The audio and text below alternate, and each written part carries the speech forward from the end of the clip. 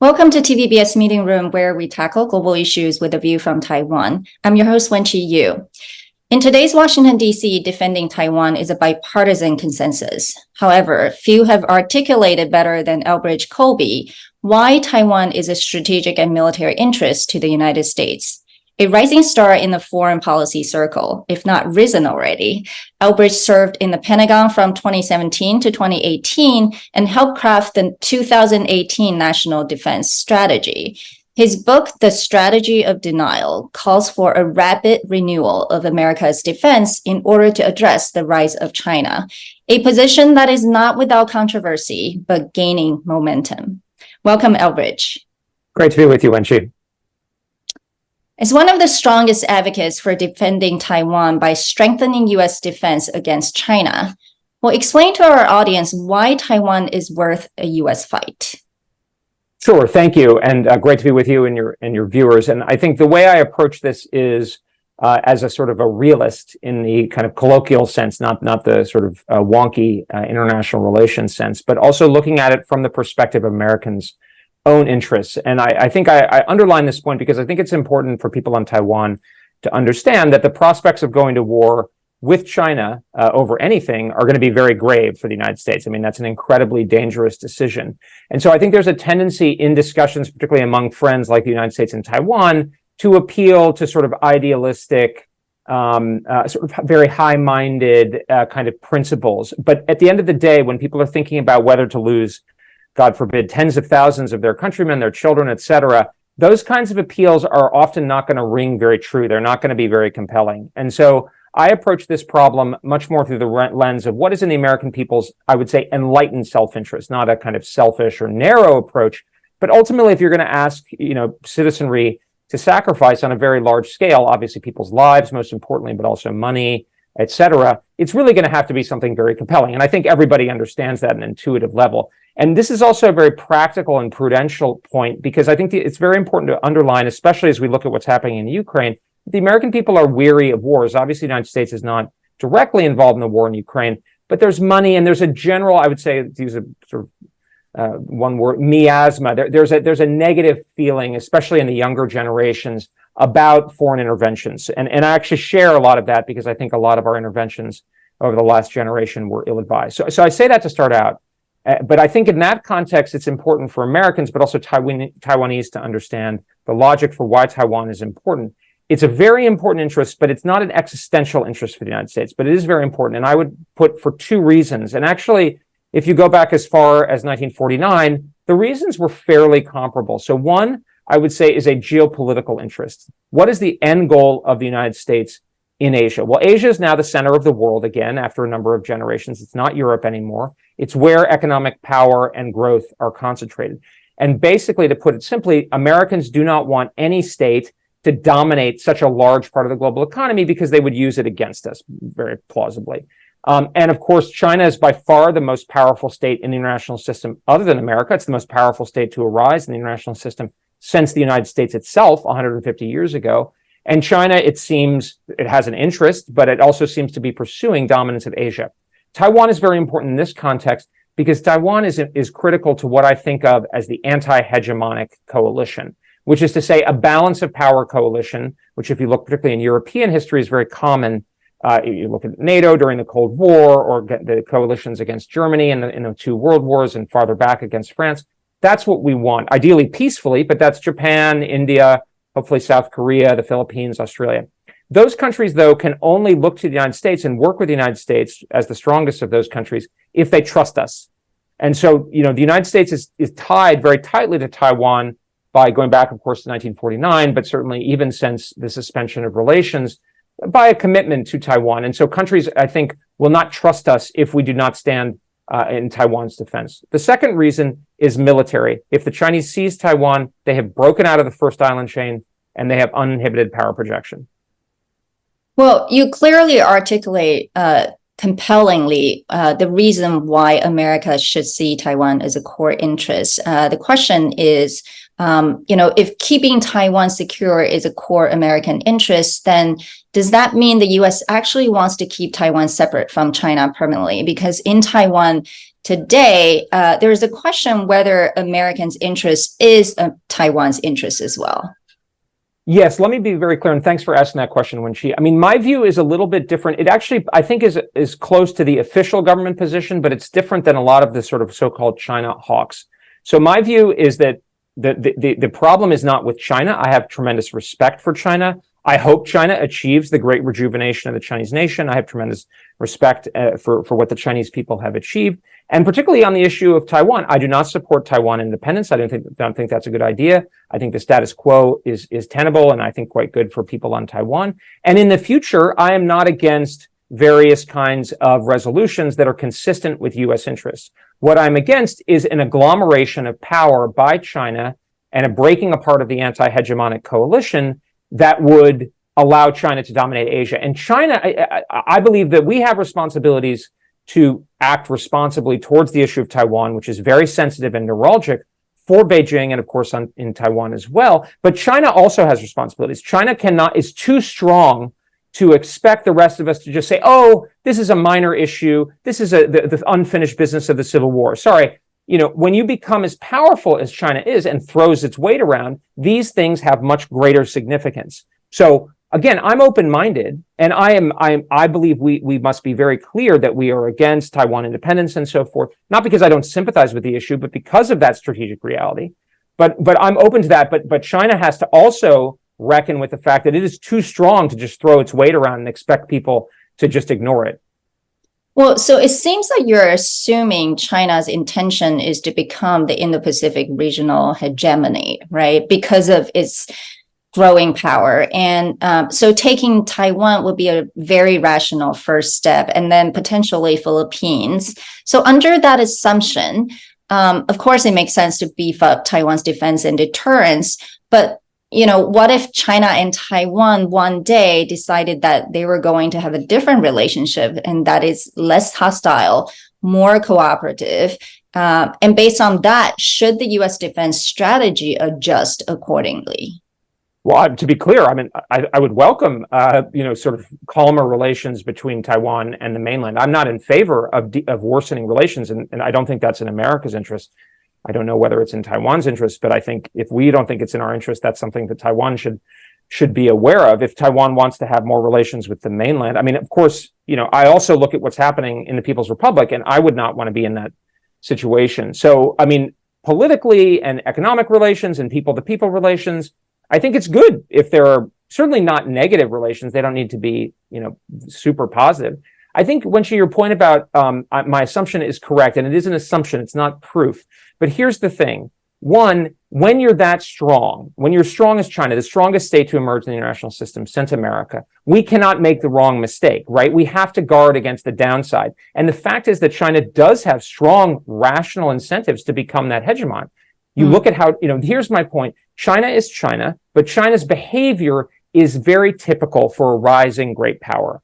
And rising great powers usually try to create a secure geoeconomic sphere. And here's the thing. I think the behavior of China, particularly under Xi Jinping, but really going back, is very consistent. They're building a military consistent with that. They're throwing their economic weight around. They're diversifying they're using their diplomatic relationships in that way. So I think it's only rational for us to behave as if that is China's goal. Again, it's not a foregone conclusion, but we need to guard against that. But in fact, my own view is speak softly and carry a big stick, both for America and for Taiwan. That is to be very strong, have a strong shield, but also not try to worsen the situation with Beijing. You'll notice that I tend to refer to, I don't refer to China because I don't have a problem with the people of China, but I also don't refer to the Chinese Communist Party or Xi Jinping in a personal way. I hate communism personally. I don't want communism. I tend to refer to Beijing because Beijing it represents, in a sense, the actions of a state. And I look at the state in the international system, and often, honestly, when I have talked to Chinese PRC people about this, they actually kind of get it, that there's a rational logic here, that we could come to a modus vivendi, but it has to be based on China seeing that we, the Americans, Taiwan, Japan, are so strong that we cannot be bullied. Because, frankly, bullying and war can be rational if you succeed. I always point out people who live in California and Mexico, we didn't negotiate our way to those territories. We took them from Mexico and we enjoy them today. So I think you basically just don't trust anyone who is a superpower or is becoming a big power. And that is a really interesting sort of way of thinking because, some others may disagree. For example, last week we had an interview with Harvard Kennedy School professor Joseph Nye, who basically said, the belief in the inevitability of conflict can become one of its main causes.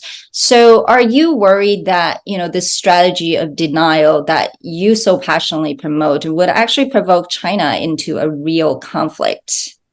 I am very worried about that. I believe the security dilemma is a real thing. Here's the problem. There's no such thing as a free lunch. There are trade-offs in life. So I have a lot of respect for Joe Nye, but I have a quite different, a more realistic perspective, a classical realist perspective, which is, yes, I don't trust somebody with too much power. In fact, that's core to the American system, is not to trust anybody. In fact, Edmund Burke said, even ourselves with too much power. I would say the Americans have sometimes not used our power wisely. So yes, there is a potential self-fulfilling prophecy. So we have to guard against that. And that's why it's so important and why I appreciate this opportunity to clarify my view on the political issues of Taiwan, on the role of the Chinese Communist Party, which again, I object to on principle, but that's not my position. We don't need to change China's system of government. And in fact, I believe the Chinese could reasonably say we have achieved the great rejuvenation of the Chinese nation under my strategy. In fact, the last chapter of my book, short book, and I did this advisedly, is really a message to the people of China, is to say, it's a decent piece. It's to say, look,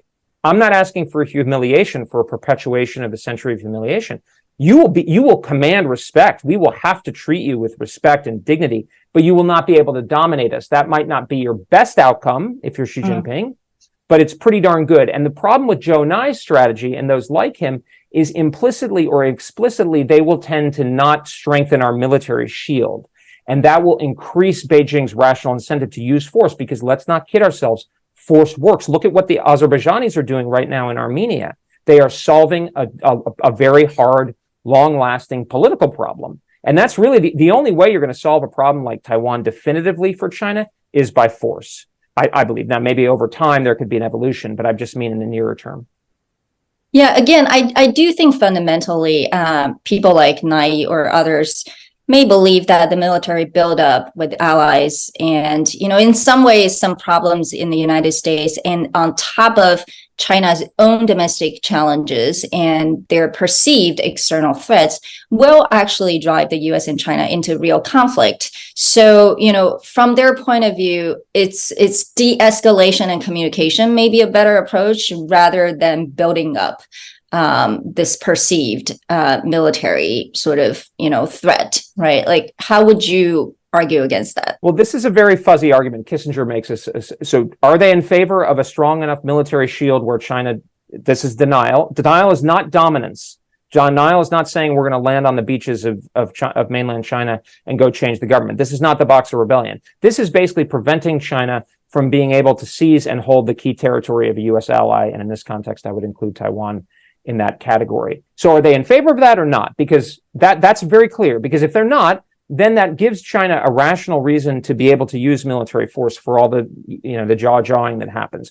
And people like Kissinger will often speak out of two sides of their mouth on this issue. So my point of view, I think, is the one that says, be strong, be very, very strong, but don't talk provocatively. And I think this is something that people on both sides of the American system are doing, and some people in Taiwan. A lot of Republicans will go and people calling Xi Jinping Hitler or meeting with pro-independence politicians. Of course, the president himself has cast aspersions on Xi Jinping and China and so forth. I think this is very unwise. So in the sense where Joe is saying, let's not worsen the situation, I agree. In the sense where Joe or Henry Kissinger are casting cold water on efforts to strengthen our forces, no. And often they will not be pinned down on that issue, but that is extremely important. Well, you said you're not advocating for dominance, right? It's just denial. So how much is viewed as dominance? How much is viewed just as denial? Because, a few months ago, actually, you co-authored an op-ed in the Washington Post arguing that the U.S. needs to prioritize Taiwan over Ukraine, which actually prompted Taiwan's de facto ambassador, Bi Khim Xiao, to say she's not concerned about not receiving enough weapons as a result of the depletion of, U.S. arsenals, because Taiwan's weapon orders are on a separate track. And of course, she also said Ukraine's success against Russia will help deter China. So, it seems like you're arguing it's not enough what the U.S. is doing now, and it needs to do a lot more. So how much is considered okay and sufficient to be viewed as a strategy denial, but not to dominate? So dominance is like totally hopeless. Like nobody's seriously talking about that because the People's Republic is so strong and powerful and their military buildup is so daunting. So we will be lucky if we get to denial, which is a relatively low military standard. Think what Britain was able to do to the Germans in 1940. What makes you think the Chinese military buildup is so powerful right now? You look at it, but every source that comes from, including from a Democratic administration's Pentagon, is incredibly odd. I mean, Admiral Aquilino has said repeatedly that it is an unprecedented peacetime military buildup. There's nuclear breakout. Senator Dan Sullivan said recently that China's real defense spending is actually almost equivalent to that of the United States. I mean, in terms of sophistication and scale, the Chinese have the advantages of catch-up. They are operating at the forefront of human technology. They also have position. They have resolve. They care more about Taiwan than Americans do. Mm-hmm. It's incredibly foreboding. Yeah. So the RAND Corporation, probably one of the most respected military analysts in the country, a guy named Dave Ochmanek, he's actually a Democratic appointee in previous administrations. He assessed recently over the summer that the United States and Taiwan are on a trajectory to lose to China. And this is a relatively common view. You look at just the incoming chairman of the Joint Chiefs of Staff, General Brown, CQ Brown, formerly Chief of Staff of the Air Force. His view is if we don't accelerate change or lose, we will lose. And that's China. If you look at the Secretary of the Air Force, Frank Kendall, he said, Democratic appointee, we are not ready. So this is the situation. So Bi-khim Hsiao's intervention into this discussion has been incredibly counterproductive and is very dangerous for Taiwan because it reflects a fundamental misunderstanding of the situation and how Taiwan needs to deal with it. And also it risks undermining American political support for Taiwan because it reflects, I would say, a sort of faddish, idealistic view of Taiwan's role instead of what is really critical for Taiwan, which is to demonstrate, as the Ukrainians have, that the Taiwanese people are willing to fight and suffer, because the choice for the American people is much different than Ukraine. We are going to be facing, for the first time, not Nazi Germany, not the Soviet Union, not Imperial Germany, first time we have faced a peer economy since like the revolution in the People's Republic of China. And what Bi-khim Hsiao's intervention and others that I've seen speak indirectly in the press are basically communicating is that you are concerned with the optics and the idealistic arguments about Ukraine. I mean, the idea that Taiwan is ready and that it does not need weapons over Ukraine is totally false. It's incorrect. I mean, Taiwan is clearly unready. If you look at the RAND Corporation's assessment, Taiwan's own efforts, which would be vital for an effective defense, are way behind, way behind. And so this is the point that I'm making to American audiences. I'm saying Taiwan is very, very important, but we cannot afford to lose our military in a losing fight over Taiwan because the Taiwanese people have not prepared. And that is the situation that I think Bi-khim Hsiao and that implicit logic is pushing towards. You need to be much more ready, and we need to make hard choices to be prepared to help Taiwan defend itself. So we both need to do, the way I put it, the PLA is definitely not going to be stopped by Taiwan flag hashtags on Twitter or X. And that's what a lot of people seem to think. Xi Jinping, that guy is, whether or not Joe Biden is a realist or other, Xi Jinping is definitely a realist, and he is preparing for a large-scale military assault against the island, and it will be surprising because if they do it, they don't want to give us warning. So you have to be prepared, and we have to be prepared. We need to be incredibly hard-minded. And what I see from Taiwan's leadership, there was another article in the Wall Street Journal that reflected discussions with senior Taiwan leadership. Same kind of point of view is, my response and a lot of Americans, what planet are they living on in Taiwan? There is a country with 1.4 billion people that is run by a ruthless communist dictator who has a death wish for you. And you're telling me that we should prioritize Ukraine? Well, I guess these people aren't very serious. Yeah, I think, in fairness, I don't really think she's saying, Ukraine is more important. But, to your point, I do think that's the implication. That's definitely the implication. In Taiwan, as you know, it's a democracy. So there's always, partisan politics as well. So while the ruling party, which is the DPP, has been advocating for a stronger defense, but the opposition, including the KMT, seems to argue the other way. And so, you were actually one of the few that were invited to have dinner with KMT's presidential candidate, Hou You-yi, just a few weeks ago. What was your impression? Did you advise him to, bolster a stronger defense? Well, I mean, look, it's not my place to intervene in Taiwanese politics. I was invited, so I was honored to be invited to meet anybody, senior leaders from Taiwan. I think, and I talk to others from the DPP regularly as well.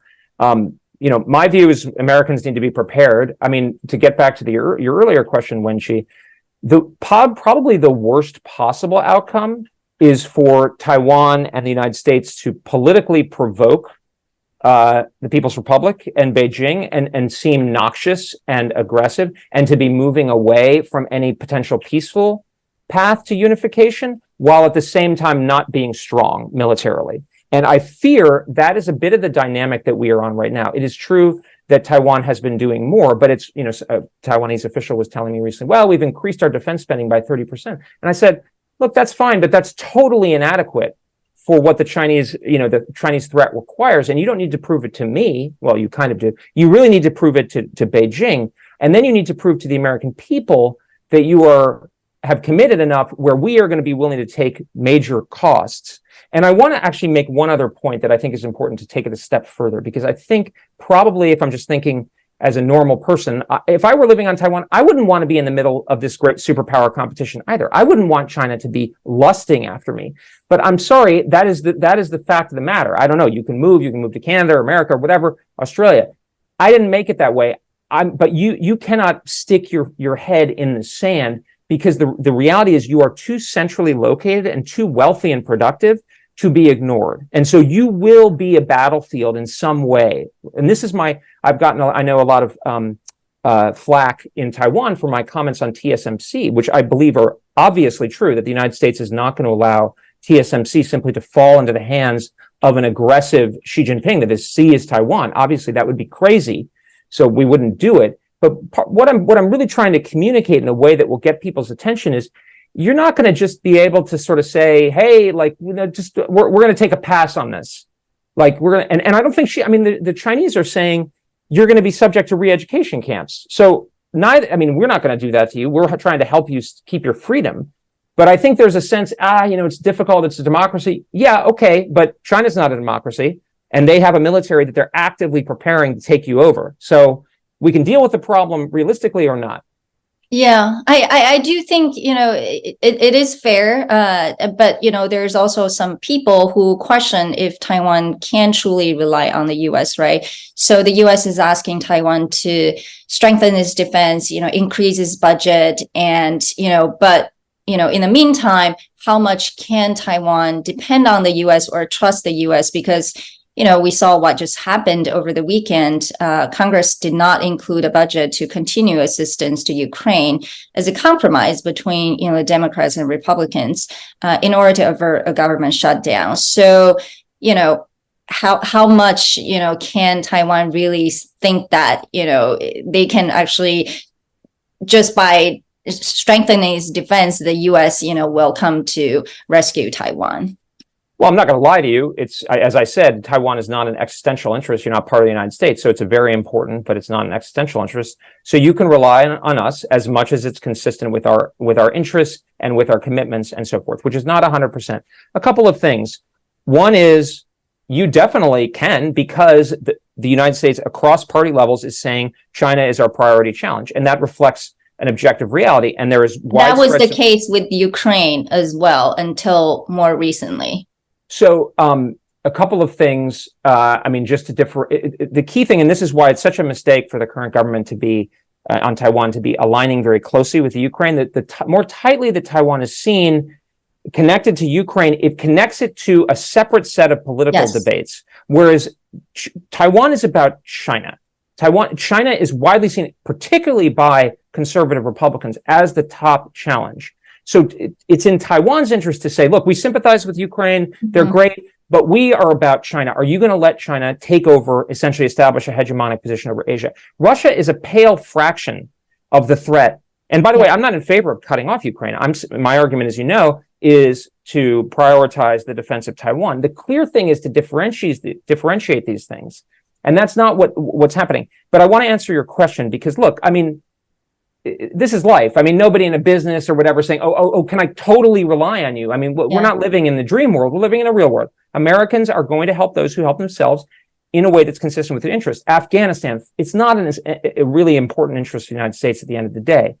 China is like a central interest. And if we let China take over Taiwan, that's going to have huge reverberating effects that are very negative.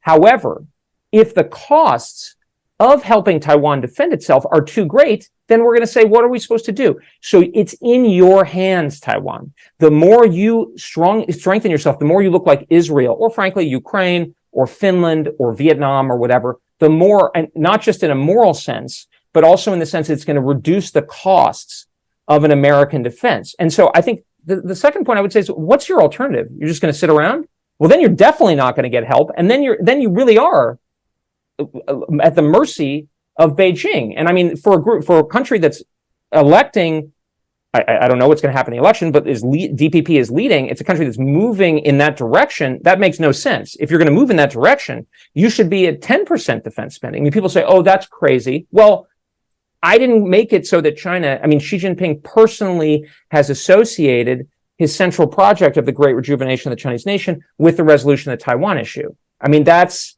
the way it is. And so what I'm telling you is I'm giving you the facts, and I'll tell you that a lot of people who talk a big game about Taiwan, I don't know if they would actually back it at the same time. What I'm telling you is I would follow through, but you guys have to do your part. Well, it's realism. I understand it in international politics. So what's your prediction of what's going to happen in the next 18 months, right? The world is interconnected, even if you don't want to look at Ukraine in the same context as Taiwan, but somehow it's connected because the US plays a very important role. So with the growing concern and declining support among the Republicans, especially over military aid for Ukraine, and then the upcoming presidential elections in Taiwan and the US, what's going to happen? Yeah. I mean, look, the current situation in Ukraine is great for China because it ties down the United States in what's going to be a protracted war. So the best thing for China would be if we follow what Bi-khim Hsiao and others are saying and continue to deplete our stockpiles and our money and our political resolve helping Ukraine. Again, I'm in favor of a lower level support, but I've been pushing the Europeans to step up. What's going to be critical now is the Chinese are preparing for war. Whether they decide to go to war or not, I don't know, but they have all the indicators, and people say, oh, the PLA doesn't think it's ready, except for the fact that Xi Jinping is instructing the PLA to get ready and to solve the problems, and is probably purging leaders in part to make sure that his commandments are being followed. So, we cannot say that we will have been surprised if they attack, and we will have as little warning as possible because they're sending 103 aircraft across the median line, so they're dulling our senses of warning. So we need to be prepared as soon as, like right now. And, I think the political situation in this country, I don't know. I mean, one of the things that I'm really trying to do is make it clear why it's in Americans' concrete self-interest to help Taiwan defend itself. But that is on the razor's edge in substantial part because Taiwan is not doing enough on its defense thus far. Well, thank you so much, Bridge. Your words are wise and probably not going to be popular in Taiwan, but they're clearly very important and give us a realistic view of how some in America are thinking in terms of this policy. Can I just say on this point, good friends tell each other the truth when you have a serious thing coming. And the people who are saying all the nice things to you, when push comes to shove, they will criticize it, but they will not have the power to stop it. And we got out of Afghanistan. We got out of South Vietnam. Yes, you can't perfectly trust us, but we're the only option.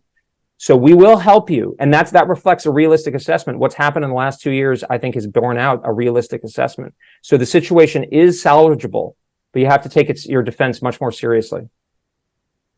Well, thank you again. Obviously, you wrote a whole book about it. So appreciate your thinking and real intellectual rigorous behind it. Thanks, Wenxi. Thank you and take care. All right. Bye-bye.